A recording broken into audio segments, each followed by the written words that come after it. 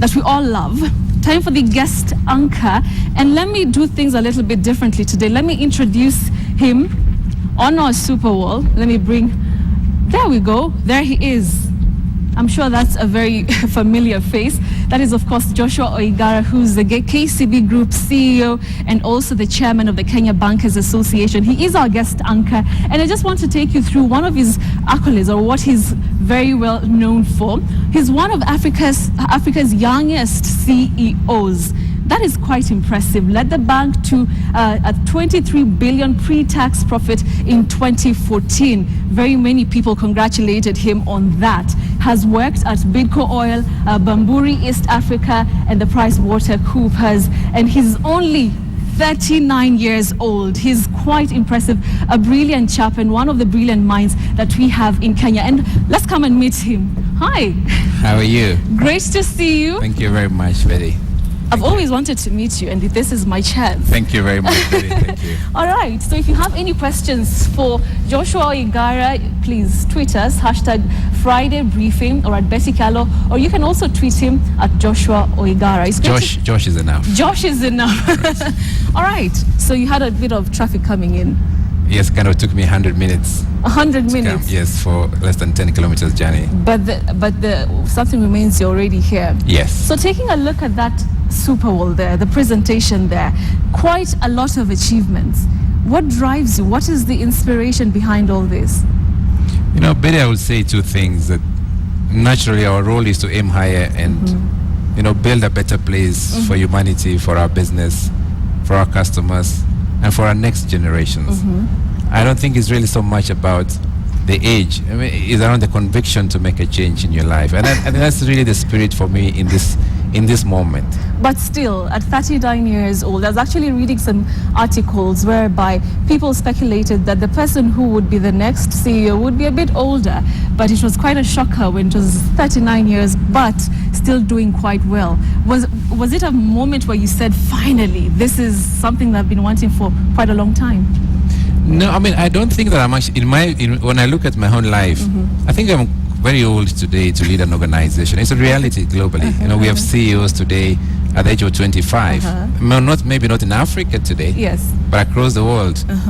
We are kind of becoming the kind of analog generations. Yes. If you look at our young kids today, I believe that we're seeing more younger and younger people today in leadership positions, not just in business, in their own personal lives, in schools, in hospitals. If you remember our junior marathon or a junior cross country, we have got 16-year-old winning world records. Exactly. So I think that's the momentum we see today. Quite impressive. All right, and how was your background like? Because maybe someone would say, maybe he had, you know, a silver spoon right from birth. Was it always rosy? But I would say that the challenge we see in our own life and my own experience is that leaders always, a lot of people give excuses about why they cannot. And I think any other person, irrespective of where they start, can start a good start and make a fantastic finish. Just look at our great runners. Sometimes they're going to start, and in a few years they win the world records. And for me, that is the biggest epicenter that I see that can change the life. So for myself, I would say it's been a challenge like any other person in life. And once you aspire high and say, can I dream for a big ambition? You run that ambition and run your race and run an outstanding race. All right. Yes. Quite a number of young people are watching you tonight, and they're wondering, what does it take? What does it take to have 4 jobs when you leave college? Because that's what happened for you, and not just any jobs. I'm talking about Pricewater House Coopers. What does it take? I see a lot has changed now. I mean, that was like 15 years ago. A lot has changed today. I mean, we're creating, I think it's the same even today. We have many people today. If you're gonna do well in your own, your own job, for instance, in your own business, in your own schools, I guess you can be able to do much better. So if you ask me, one message is around any single person can have a conviction about a purpose in life. And for me, it's about creating a change. Right. It's about transforming and changing the life of others. I believe this is the kind of platform. Yes. If you have that, you're able to create any kind of boundaries. All right. And what you're doing is not, in my view, is not an amazing stuff. I mean, you have Kenyans today working out there, for instance, at Harvard University. I met many guys who are lecturing up there in Stanford. And so guys working in Japan, guys working across the world. I think there's enough demonstration that we can run the race All over to the be place. world class. All right. Absolutely. I like that. To be world class, just like our athletes. Exactly. All right. So let's talk a bit about banking. Because I know we had so many questions coming in when we said that we'll be having you. Very many Kenyans are still complaining that loans are still a dream for them, for many Kenyans, because of the interest rates. As someone in that sector, are we likely to see a decline in this, this interest rates taking a dip, so that more and more Kenyans, and especially young people who are aspiring to own businesses, to start something, can be able to? The journey we're in is a very exciting one. I call it a new frontier. Making credit accessible, removing all the barriers. And we've just launched last week a completely new product with Safaricom called KCB M-Pesa, with exactly the same vision. Making it easier for every single person to have credit access through their mobile phone today, through Safaricom and M-Pesa.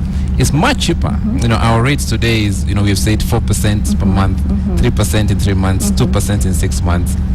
And you don't have to come to a bank. You don't need a lot of history, actually. And whereas it was very far to have a lot of questions we are asking yourself. So any smaller person, a musician today, an artist, a small businessman today, can go to their own mobile device, basically just go in star 484 hash, and this is 844 is very dramatic. It's a name that we all remember. Yes. We went through an 844 system, and there you are. Once you accept their conditions, you kind of get your loan applicable.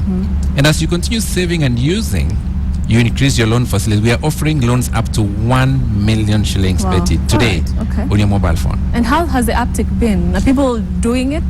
It's very dramatic. We've seen a lot of customers, I must say. We said we were going to target 50,000 customers in the first week.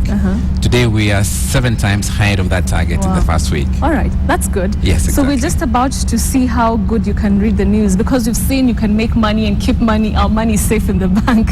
So we want to see how you'll be able to read the news. But just before that, maybe you could tell us what will be your legacy. What do you want your legacy to be after your tenure ends? I would say 2 things really, Betty. Everyone asked the question about what do you want to be, and I think the question every single person needs to ask themselves, if you're in, for instance, a Kenyan or an East African or an African or a citizen of the world today, is what kind of difference do you want to make in the lives of others? What small difference? We don't run our business today because if you hear myself or Bob Collymore, or CEO of Safaricom, that I like very much, is about transforming lives. In KCB, we say we want to transform our country, we want to change the region, we want to change the continent.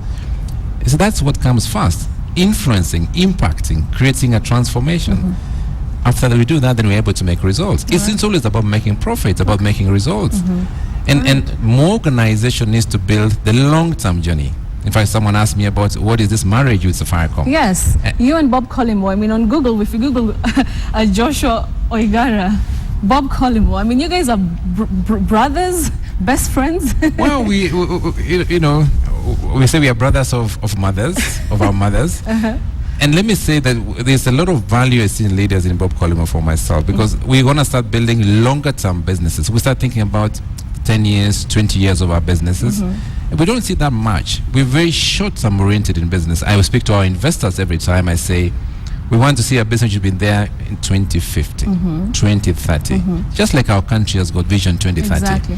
A short-term race isn't going to transform the future and destiny of our future generation, especially in Africa today. So if we can convince that we need to start building longer-term businesses that do ethical business, good businesses, investing in communities, investing in societies, then our children's children in the next 20, 30 years can look back and say our grandparents stood firm on a good platform of transformation. I like that. That's what I love so much about our partnership. And not just Safaricom we work with. Safaricom happens to our most strategic partner in our business. We work a lot with various institutions. The other day we were partnering very closely with the transport sector on our transit card, what you call the prepare card, for instance. We also are working very much with the Ministry of Labour on the transfer fund, what you call the Nua Jamii card. I come from a different kind of school of thought. That running a single journey doesn't make breakthrough for the future of our continent. Running a collaborative journey where your vision, Betty, and my vision together running the same race delivers outstanding mark for our continent. I So like the that. question of is what is missing so much In so across. many of We our fight so much because you must win and I must lose. Yes. I mean, it's not. It has to be like that. Is there a way both of us can deliver? I say it's the possibility of multiple futures. Can you, Betty and Joshua, today build a journey, run a race, make dramatic changes And win. for our country, and win? Exactly. That celebration moment will lift our continent. I like that. That's a great way to end this conversation, but we're not letting you go just yet. If you could join me at the news desk. Are you nervous? You're not going to do this. We are doing this. We are actually doing this. So this is where we do our news. I'm sure you watch a lot of KTN. Yes. Yes. All right, so have a seat there. Oh no, you didn't make me learn to me something new. So this is what you call news anchoring. When I'll visit you at the Kencom House and you'll teach me a You're little bit welcome. about banking. Welcome. So that's your camera right there. Correct. Camera 2, can see clearly? Yes. All right, so I want you to introduce yourself and then take it away. Welcome. This is KTN Live. This is Joshua coming back to you right from Nairobi. My next section of the news, let's now take you back to Oigara County, where there are 33 students in Eldas High School, another 38 in Anole High School, were denied their KCSE results after Kenya National Examination Council cancelled their Islamic religious education results. Fatima Paul visited the county and met one of the students, 20-year-old Ibrahim. She now tells the story of a young man who might have to give up on his dreams and the impact of the exam cancellations on the county.